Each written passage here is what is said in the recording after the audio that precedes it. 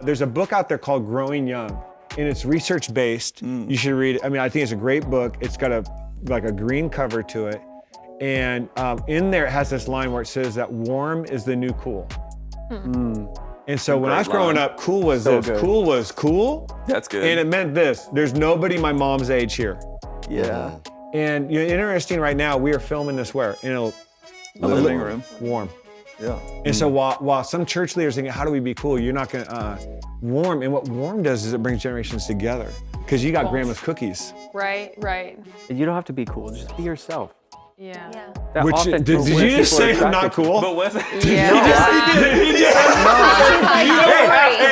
Davis. No, I'm not talking you don't to have you. to be. You can try. You can try. he said, "You gray-haired boomer, you don't have to be cool." You are the coolest person in this room.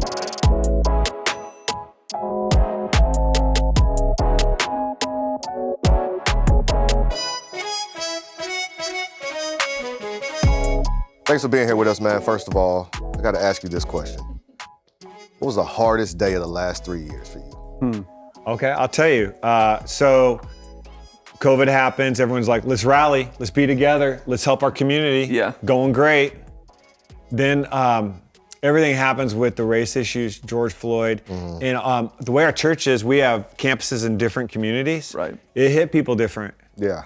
And it surprised me. Some of my friends had different experiences than I had growing up. I was in a more diverse community. And so I was surprised by their reactions. And so were some of my friends that lead other campuses that are in more African-American communities. Yeah. And so one of our lead campus pastors called me at some point and said, I think I need to start my own church. And so I said, tell me what's in your heart. And so he shared like this vision he had from the book of Acts where there's this church that kind of, Jerusalem was the center and then Antioch becomes the center and Antioch's a diverse community. And he said, that's what's in my heart. He didn't know this. I'd written a position paper on the Antioch church about 10 years ago for a group of churches, a network. So I sent it to him. And he said he would call me by the end of tonight and tell me one way or another. And he's just beloved. I mean, he could run for mayor in the city he's in. Yeah. And so that whole day was like, I was on edge. And then, and he didn't like call me at like 8 or 9. I mean, it got late.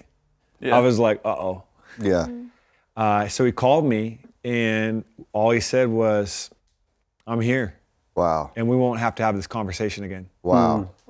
And that next year on Juneteenth, I was able to take him with me. I got invited by the president of the National Black Pastors Association for the Assemblies of God. And we actually did a prayer walk through George Floyd Square on Juneteenth. And it just bonded us. And one of the things that got said to me, it was really good, because I always felt pressure, like say something, post something. And the person there, they just said, I don't need you to make statements.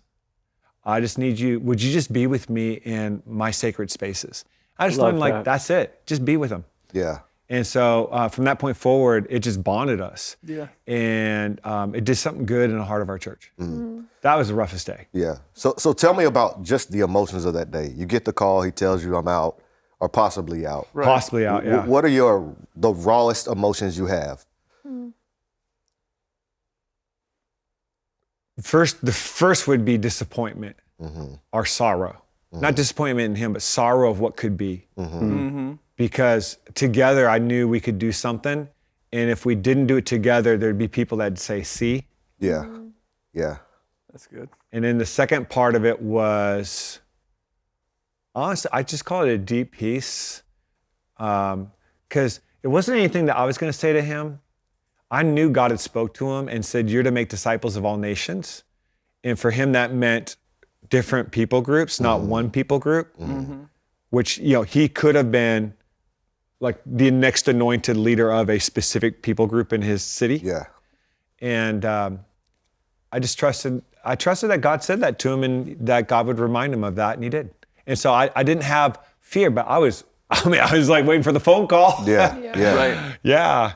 I'd say a little, I would have a sadness, almost like you're starting to be sad, like maybe something great might not happen. What I hear in this story, one more thing, is you get this phone call. I have seen pastors react in a fashion where they would blow up on the individual, but there was something about you that trusted the Spirit of God. I'm curious what got you to that place where your reaction wasn't one of, I'm having an emotional outburst, but I'm relaxing. So this will sound strange, but the way we met was on a basketball court.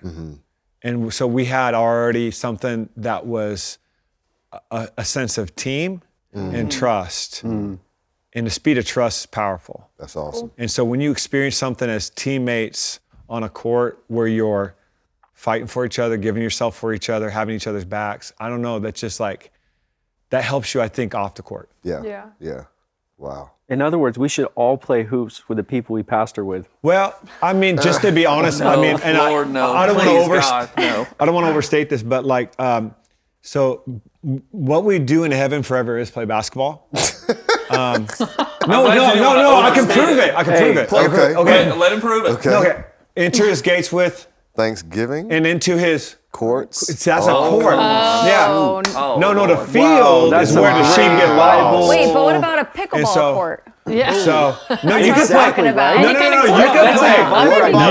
you can play pickleball on a basketball court. with a judge. Yeah. You On a basketball court. Yeah. On a basketball court Yeah, only. it's what you do because like if you get cut from the team, then you play Okay. pickleball. Right? Yeah, All right, only there's- two kids. There's It's two JV Wesleys option. here.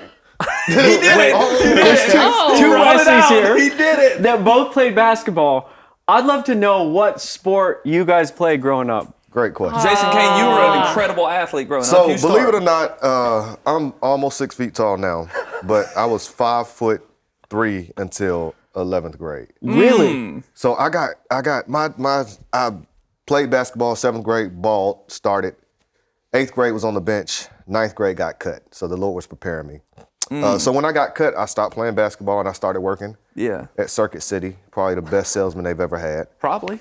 So For yeah, sure. that's my experience with sports. Amazing. Wes, Well, you asked wait, the time question. out. Yeah. You played baseball, and did. you were very, very comfortable with the ball coming at you quickly. Catcher? You were scared of the ball. Come on, you got to.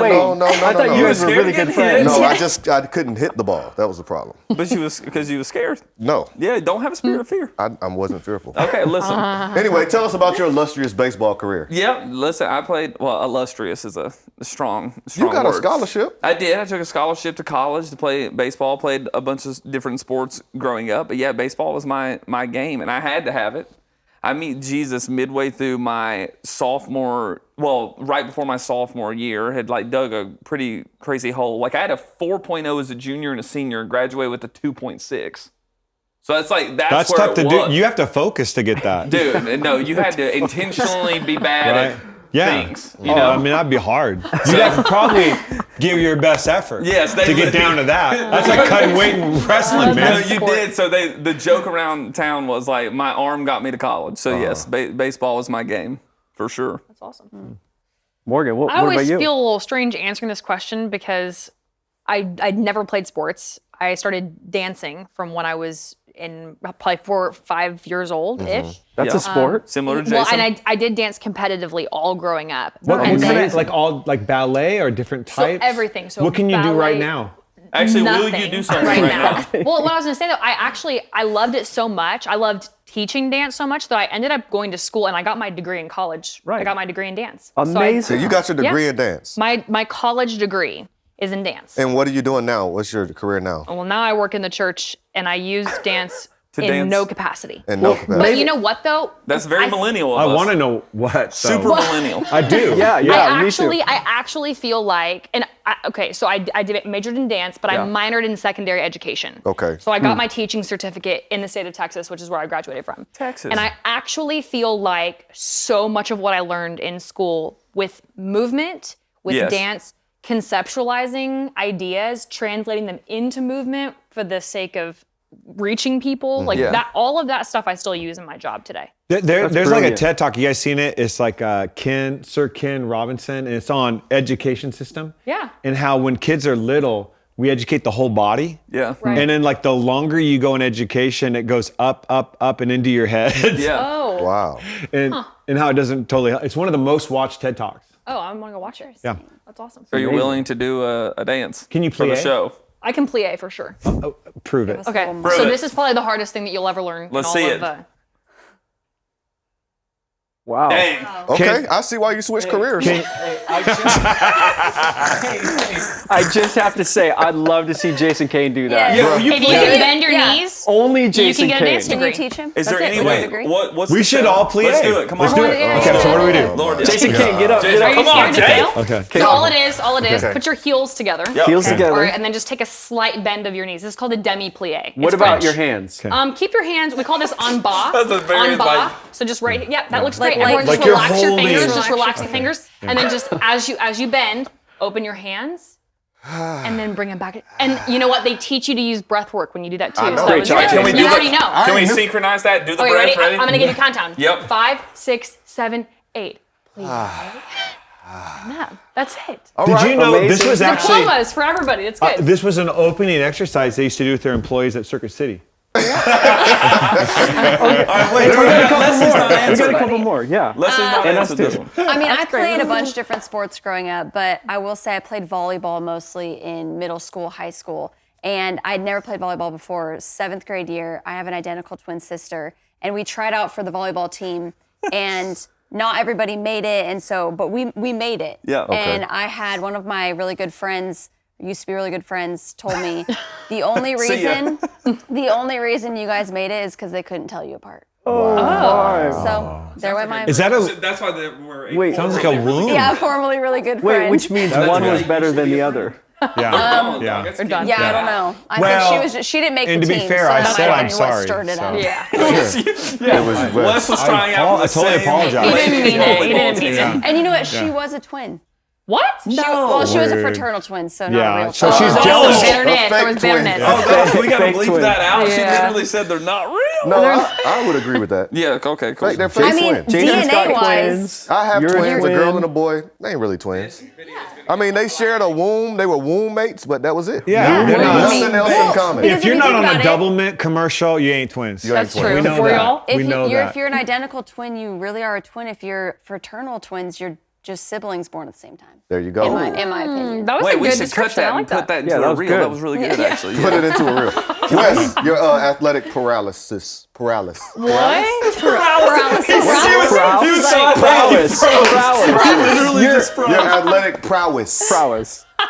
Well, I was a basketball guy. Let's go. And so I played in college, What college? Northwest University in Kirkland, There you go. Seattle area. And Okay. it's called NCCAA. So the extra C means you're not as good, but you have better character. Oh, Praise God. So yeah. praise God. That's good. So my sophomore year, we'd finished the game. We were in a van. There's 2 vans going. Our van flipped 6 times going 70. Ray just What? Ray just Oh, yeah, told every- us that story. Everyone should have died. We want to hear this story.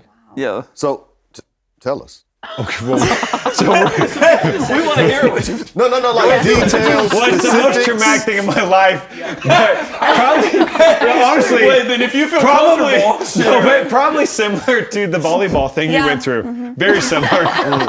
you didn't feel like flipping a van 6 times. Emotionally, it was flipping. No, so The empathy in this room is just on point right now. No, so we have 2 vans going. I'm in the lead van, and honestly, the starters were all in that van. Okay, so you knew That's it. the one you don't like. want to Honestly, Were these the ones right, with character or without you character? knew what van you were going into. No one's surprised. The You're like, starters. you're going to that van. And so we're traveling, and we hit some ice. We went off the road. The front right tire popped. So the first flip was diagonal, and then sideways. Windows broke on the first roll, and guys were going out windows because we had just stopped to have a moment my as guys. goodness. And got back in, and so guys know what I'm talking about. Yeah, for sure. And so I ended up in the back with the luggage, and so I come out, and the van is like an egg shape, and I can just hear the coach was the only one that was conscious, and he had broken his leg, broke his shoulder, goodness. broke his ribs, punctured a lung, bruised his heart, and he's screaming like because he thinks he's killed us. There's bags, and you can't tell the difference between the bags and the people. And I sit down. I actually didn't walk for a week after that. And somebody comes by. There's a trucker. He hands us blankets, and he's telling us what to do. And then next thing you know, State Patrol shows up, and they asked where we got the blankets, and we said the truck. They never found the trucker. I don't know where the guy went or what happened or what, but there was a moment where like I actually thought like, God, you're real. Like I literally was singing a song that I had learned growing up. And it was a pretty pivotal moment in my life because not that I was doing a bunch of bad stuff, but like that's when I made a decision. I was like, I need to pursue the Lord. Wow. But everybody lived.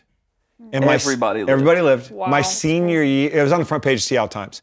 My senior year, we went to nationals together and we won the national championship. That is so Oh my awesome. gosh. So you still have to be close with all these guys to this day. Oh, come on, yeah. Y'all Yeah. tell the story. You walked away from a major event. You got a trauma bond. Like Crazy. you went through. Yeah. Oh, yeah. So, honestly, like you win national championship. So I got the MVP of the tournament, player of the year, Wait, keep stacking it. Wait. What else? This guy's a baller. Come on. jersey retired. Is this And a then Disney I got movie yet? into the Hall of Fame a few years afterwards. Is this a Disney with movie Russell. yet? It should be. With who? Yeah, really. Well, I don't like him now, but as much because he hurt our city. But in the induction was Russell Wilson, and did the induction for our Hall of Fame. Yeah, Wow. That's incredible. yeah. And And then he went to Denver. Amazing. And he went to Denver, so we're just like, at least for 1 year, we need you to do bad because we need draft picks. Right. and now leading one of the best churches in Seattle region, 100%. right here. Wow. Amazing. I mean, we have amazing people for sure. What's funny is I always tell people I'm from Seattle, but if Yeah. you go to Seattle, people are like, they're not from Seattle. It's like, Wow. it's like you guys are from Sacramento. Yeah.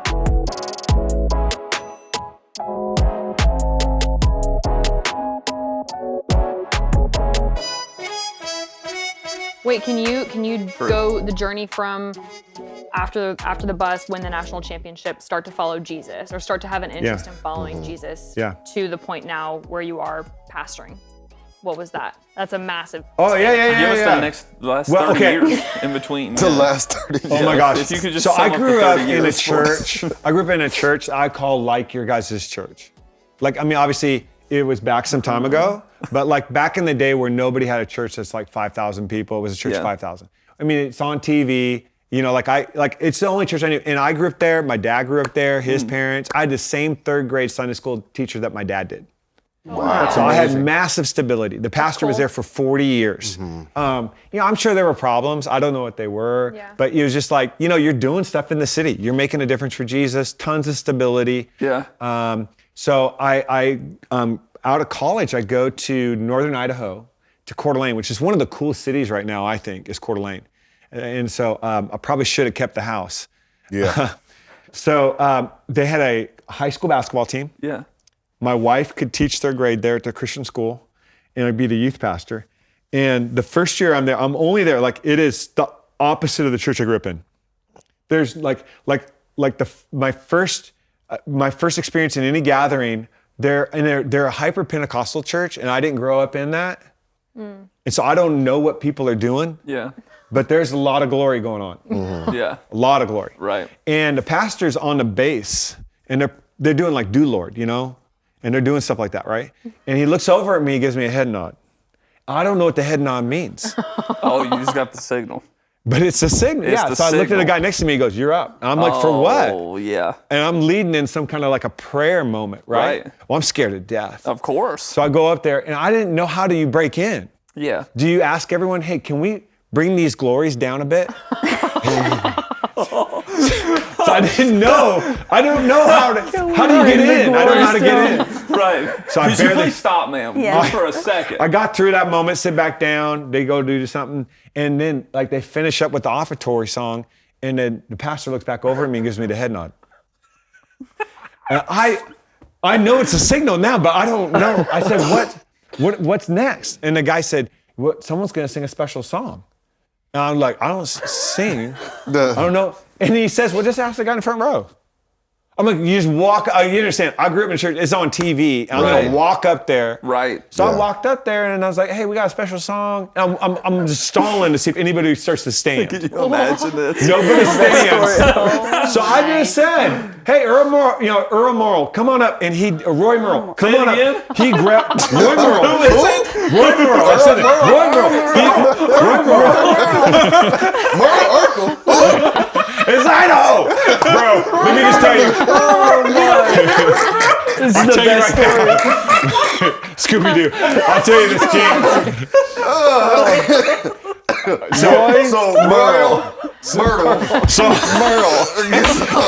It makes sense if you're from there. So he handed off a cassette, went up there and sang a song. Okay. Yeah. So the first year I was there, listen to this. First year I'm there, the pastor who called me son, and he was like such a cool dude. He gets in a tragic accident. He dies. He pastored the church 21 years. His dad pastored the church 18 years. They'd never had a different pastor. The associate pastor, only half the board supports him, so he quits. Okay? They bring in an interim pastor. He splits the church and leaves with half the people. Wow. Then they bring in a new pastor and they vote him down. So I'm the only one there. I'm like 23 and I don't want to be there. I'm not even a real dude. What does that mean? In Idaho at the time, it shifted a bit since some California people came, but. I get it. I mean, honestly, it literally at the time, if you don't shoot stuff, you ain't a guy. Right. They're like, hey, you want to go hunting? Manhood code. For animals? For food? We're killing animals? Bargain hunting? Bargain hunting.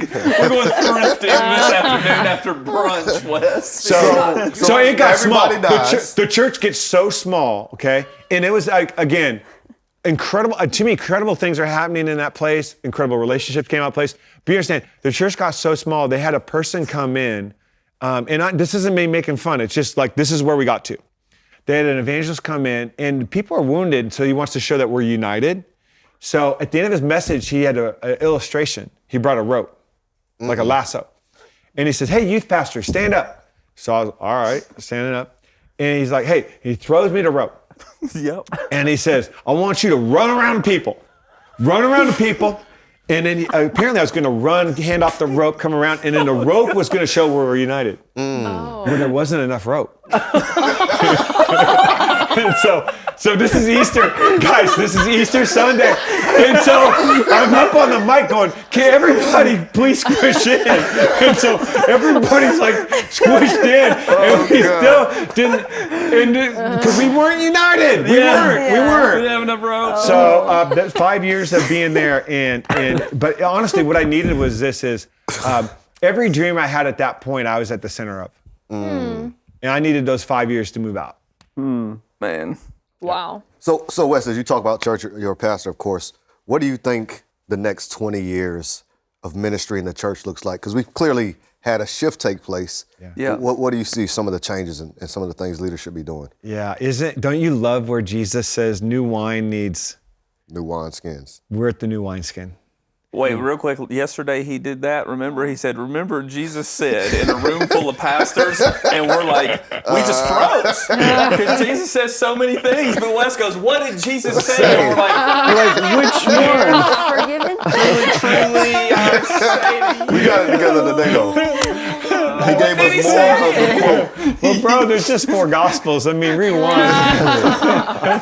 Sorry, keep going. That was so good. Yeah. So, so when COVID happened, one of the things I did is I went back to school, and it gave me the opportunity to do research.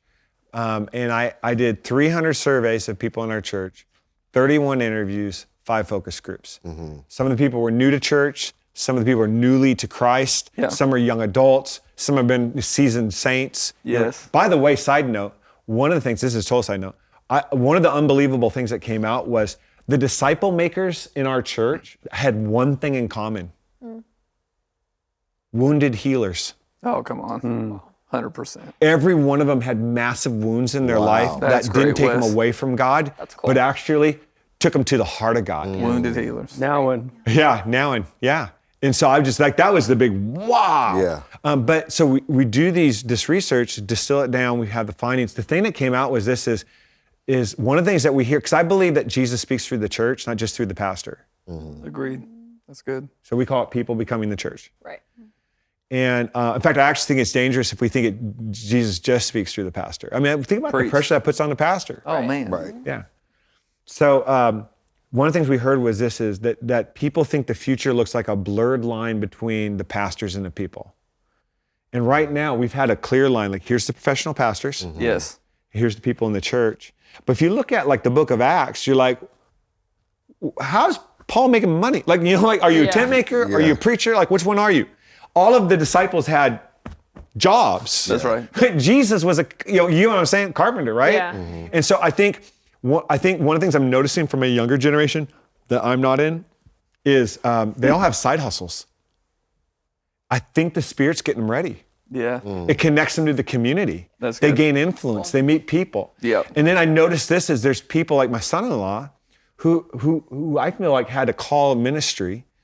In a former world would have been my youth pastor. Yeah. But he's out, like he's 25, started a business. They did $1 million last year. He has 24 employees. And he's like, why would I lose all that influence? I see more people outside the church than you see all year. Yeah. That's right. True. And so I think what's going to happen is the blurred line is there's going to be a wave of young people that aren't full-time professional pastors, and they're leading the mission and how the church needs to shift and change. Come on. Yeah. The second thing I think we'll see is that group's creativity. So think about, if you took it my age group, I'm not in your guys' age group. You're right. We're maybe the closest, but I'm a grandpa. Come on, tell us. I'm 52. 52? Yeah, we're not You're even a young close. man. My God, I'm about to walk off this set. Hey, but listen, he's man's in his in the 30s. Hall of Fame.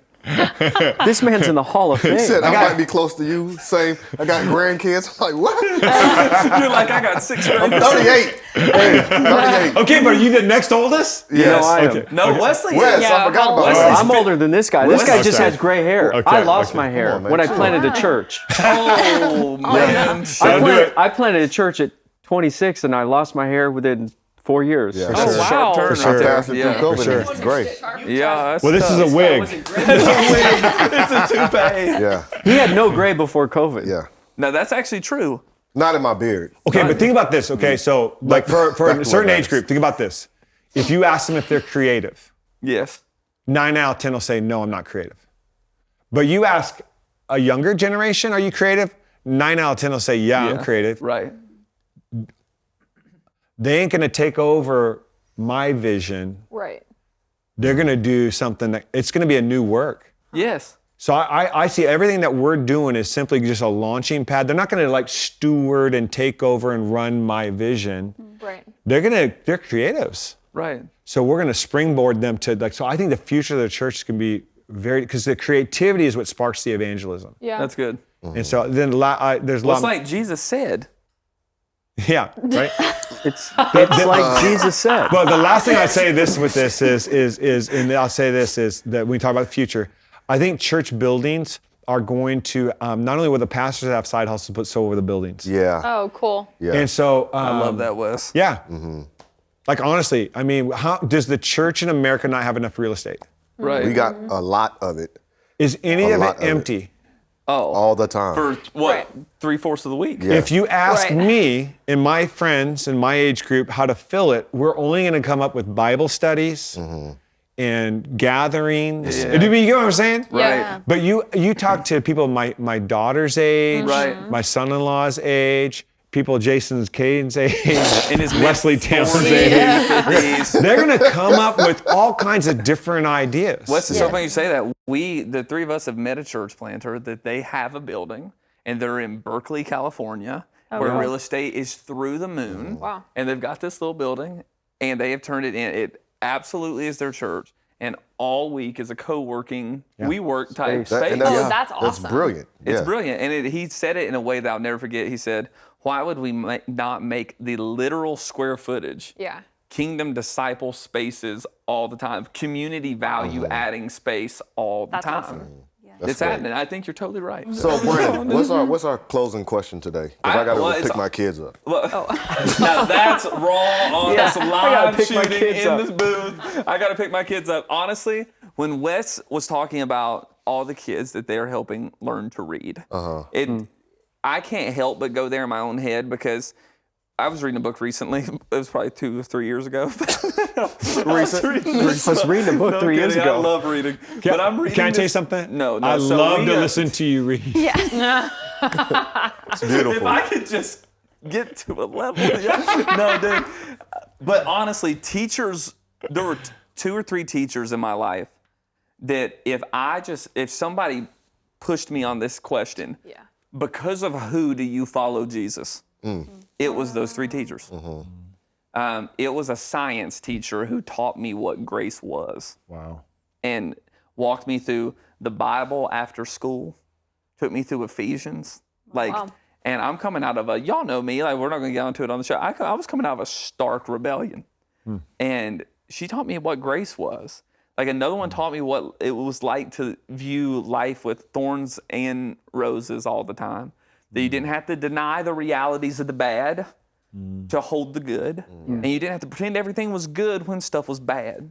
But literally it was those three teachers. Here's how I'd like to end. I want to know from this circle of people who've come from all these different backgrounds that have collectively with Wes here 500 years of ministry experience. I would love to know, like, because of them, like, they were so pivotal in the fact that I followed Jesus. Out of the inspiration that so many of the kids you guys have mentored, it's going to be y'all. And for me, it was those two teachers, Miss Kwiatkowski and Dana Landreth. So who is it for us? Yeah, who is it for you? Who was pivotal, and you look back and be like, man, that was probably a big reason I followed Jesus. Yeah. Wow. I mean, that's easy for me. It's my mom and dad. Yeah. Great people of faith. Yeah. Consistent, lived out their faith. Got to see my parents in the trenches with people. Got to go visit hospitals with my dad. Yeah. Got to see them be the same people at home that they were at church. So there was no dichotomy in their behavior, No and it was just caricature. consistent. Yeah. And then being around their friends who were other believers also had extreme value. But for me, without a doubt, my mom and dad. 100%. Yeah. For me, it was my first friend that was a Christian. He was a basketball player. I was a basketball player. Never met a Christian before. And he was so committed to his faith. He was instrumental in leading me to Jesus. And then the person he connected me with, Jack Moore, was a youth pastor in his 40s. And we used to play hoops at his church. We'd cuss, we'd fight, and he didn't care. He just loved us and led me to Jesus. And my whole life changed from there. That's amazing. So cool. I'm gonna take your question from a teacher standpoint. Okay. I would say I had a teacher in high school named Mr. Smith, and we had to do a essay on, it was about the good and bad soil, rocky soil, which soil do you think you are? And you had to write a whole essay on what type of soil that you think you are. And I think just everyone probably who was writing that is probably pretty hard on themselves. Yeah. And we turned in the papers.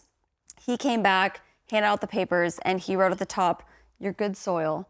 And I don't know why, but like that was like instrumental in my life. Yes. Off the camera. I know. So Mr. Smith, he saw people like that, so it made me You're good see soil. people like that. So good. That's awesome. And we're That's talking a about powerful that story. now, today. Yes. So good. Deeply Ninth grade. formative Yeah. words. Yeah. Morg, who was it for you? Oh, Mr. Smith. No, He said, listen, you got some thorns, but if you talk to the brilliant Leslie, it's going to go way better. Good soil. No, you know what? I know a lot of people don't grow up this way, but I grew up in very close relationship with my great-grandparents. Everyone was in the Austin area. My whole family was there. And I have had pretty crippling anxiety and panic disorder since I was in second grade. Like really wasn't making it through a full day of school in elementary school. I had to come home right at lunchtime every day. And my great-grandmother, who I was very close to, we called her Meemaw. She was diagnosed with Lou Gehrig's disease, or ALS, really late in life. She was probably in her 80s. And it started in her throat, which is actually unusual for that disease. Usually it starts in your extremities, works its way in. But hers was very quick, very fast acting. So she was diagnosed and then gone probably within close to a year, but very quick. And there was something about watching somebody go through, at the point in my life, the very thing that I was the most afraid of going through, but then still having this unshaking, unwavering hope that there was something better coming. Like the scripture flashcards that are laminated that you're just flipping through, she was when she couldn't even talk anymore. When she was losing her mind, right? And I just watched my worst fear met with what I had seen, the greatest hope I had ever known. I was in ninth grade. I was in ninth grade. And that's when I became a Christian. Because I wanted that kind of hope to intersect the crazy fear that I had up until that point not been able to conquer. Still not able to conquer. But that coming hope is, it's still, and that was her life. And it was in her suffering and in her death that I saw that. So That's beautiful. Wes Davis, take us home here. Both my parents worked, and I would say my parents had a huge impact. My grandma It's the one that taught me the scriptures. I would come home from school and she would have stacks of quarters, which arcades just came out. So that stuff was like gold. Space Invaders, Donkey Kong, Pac-Man, the good days. Wow. And she had apples Not Minecraft. cut up.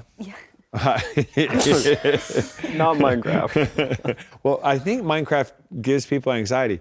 And so, Oh wow. and so she cut up apples, and she would say, before you go out and play basketball or get these, so she would just go over my scriptures. So I don't know what happened with that, but I found that at a different place in my life, the things that had been buried in my heart came back. Yeah, that's cool. And it like over a decade later, they're just inside of me. Yeah. So, yeah. And then there was a basketball coach in high school that wasn't a Christian that he saw me, he called stuff out of me that I didn't see in me. And he told me to run for student speaker for graduation. Oh, man. So the first time I can remember speaking, because I was born with a cleft lip. So I have a cleft lip, cleft mouth. Some words are hard for me to say. Some names are hard for me to say, apparently. And Wow. Irmer? yeah. I feel like we owe him an apology. I know. Now it's not fine. okay.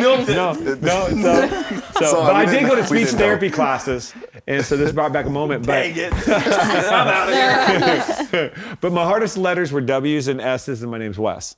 So right, so that was always rough, right? Yeah. Okay. Yeah. So what's interesting is he started calling stuff out of me, and I can remember being at the Tacoma Dome, and I'm speaking at my graduation. I'm having a moment where, because I put the gospel into the message. Yeah. At my public school, 550 students graduating. Yeah. And I had that moment where I was like, I wonder if I would do this with my life. Wow. And I wouldn't have done that without that basketball coach saying, I think you could do it. That's amazing. That's awesome. Spoke life into you. Yeah. Wes, two things. One, thanks for coming to the living room. We appreciate Yes. having you. And second, just to end on this, we're all leading different things in different places from different areas, and had a conversation around this circle about who influenced us a lot in following Jesus. Most of us did not say anything about pastor. And I'm not saying we didn't have influential pastors. I'm making Wes's point. Every person. That there's this blurred line, priesthood of all believers Yeah. going into the next generation. Wes, thanks for pulling awesome. through and joining us, man. Well done. Right.